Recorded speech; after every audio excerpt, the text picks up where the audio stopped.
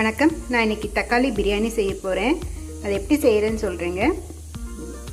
பிரியாணி இலை தாளிக்கிறதுக்கு எடுத்திருக்கேன். சோம்பு எடுத்திருக்கேன், 1 டீஸ்பூன் சோம்பு, பட்டை கொஞ்சம் எடுத்திருக்கேன், ஏலக்காய், கிராம்பு, இது அன்னாச்சி பூ கொஞ்சமாக எடுத்திருக்கேன், ஒரு பச்சை மிளகாய் கீரி வச்சுருக்கேன், ஒரு கைப்பிடி அளவு கொத்தமல்லி அண்ட் புதினா எடுத்திருக்கேன். இது கரம் மசாலா 1 டீஸ்பூன் எடுத்திருக்கேன், மிளகாய் பொடி 2 டீஸ்பூன் எடுத்துருக்கேன். உங்கள் காரத்துக்கு ஏற்ற அளவு எடுத்துக்கோங்க. ஒரு வெங்காயம் எடுத்து மெல்லிசாக நறுக்கி வச்சுருக்கேன். 3 தக்காளி எடுத்து மிக்சியில் போட்டு அரைச்சி எடுத்து வச்சுருக்கேன். தயிர் ஒரு 2 டேபிள் ஸ்பூன் தயிர் எடுத்திருக்கேன். இது சீரக சம்பா அரிசி, இது ஒரு டம்ளர் எடுத்திருக்கேன். 1 டம்ளர் எடுத்து கழுவி வச்சுருக்கேன். நான் ஊற வைக்கல, கழுவி மட்டும் வச்சுருக்கேன். இஞ்சி பூண்டு பேஸ்ட்டு 2 டீஸ்பூன் எடுத்திருக்கேன். குக்கரில் ஒரு 2 டேபிள் ஸ்பூன் எண்ணெய் ஊற்றிக்கலாம்.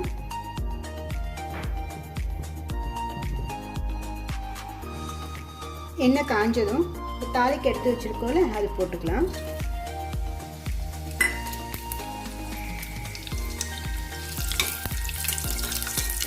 இது நல்லா பொரிஞ்சதும் வெங்காயம் கட் பண்ணியிருக்கோம்ல, அதையும் போட்டுக்கலாம்.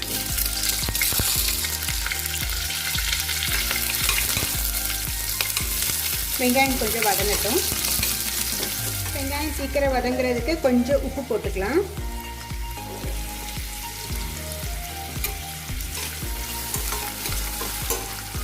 கீரி வச்சுருக்கோம்ல, அதையும் போட்டுக்கலாம். வெங்காயம் நல்லா வதங்கிடுச்சுங்க. இப்போ நாம் இஞ்சி பூண்டு சேர்த்து நல்லா பச்சை வாசனை போக வதக்கிக்கலாம்.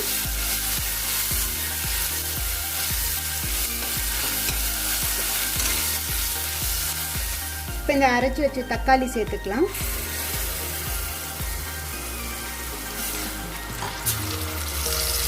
தக்காளி நல்லா பச்சை வாசனை போகிற வரைக்கும் நல்லா வதக்கிக்கலாம். தக்காளி தெறிக்குங்க, நம்ம கொஞ்சம் மூடி வச்சுக்கலாம்.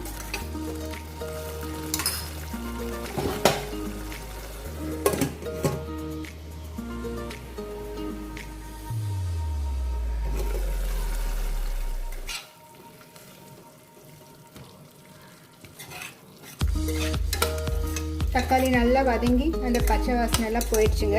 இப்போ இந்த கொத்தமல்லி புதினா எடுத்துருக்கோம்ல, அதை போட்டுக்கலாம்.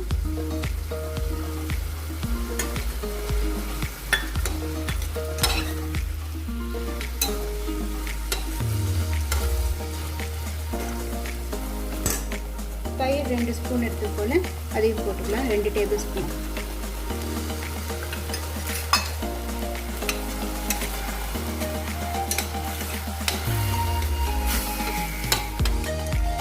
நல்லா வதக்கிக்கலாம்.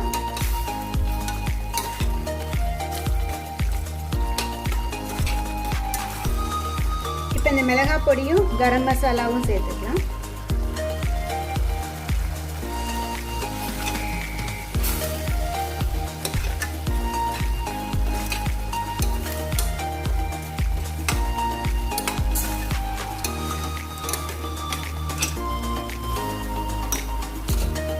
அரிசி கழுவி வச்சுருக்கோம் இல்லைங்க, அதையும் சேர்த்துக்கலாம்.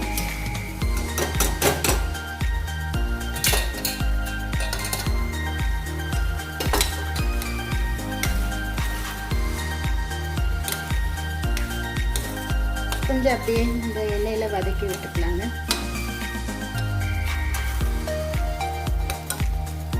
நான் இந்த டம்ளரில் 1 டம்ளர் எடுத்துருக்கேன் அரிசி. ஸோ இதில் 2 டம்ளர் தண்ணி ஊற்ற போகிறேன். நான் ஊற வைக்கலை, அதனால நான் 1 டம்ளருக்கு 2 டம்ளர் தண்ணி ஊற்றுறேன்.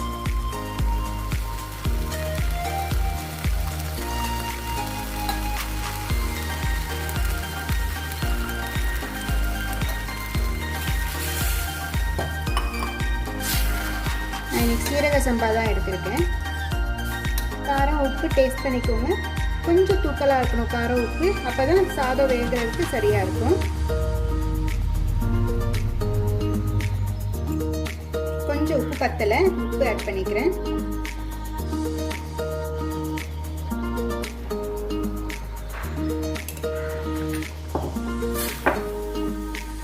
மூடி வச்சிடலாங்க.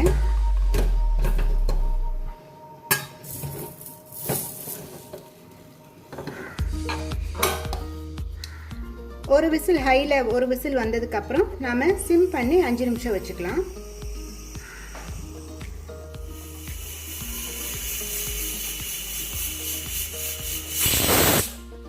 விசில் வச்சிருக்கேன் வந்துருச்சு. நம்ம சிம் பண்ணிக்கலாம்.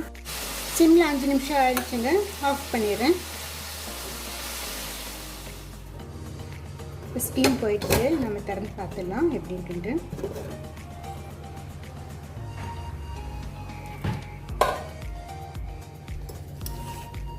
சூப்பராக இருக்குது.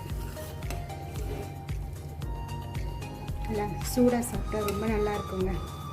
தக்காளி சாதம் ரெடி.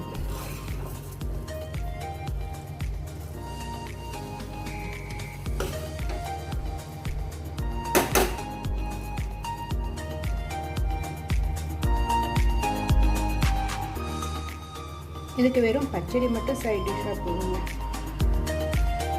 நல்லா சுவையான தக்காளி சாதம் ரெடிங்க. நீங்களும் செஞ்சு பாருங்கள். செஞ்சு பார்த்துட்டு எப்படிங்கிறதுன்னு சொல்லுங்கள். இந்த வீடியோ பிடிச்சிருந்தா என்னோடய சேனலை சப்ஸ்கிரைப் பண்ணிக்கோங்க. தேங்க்யூ.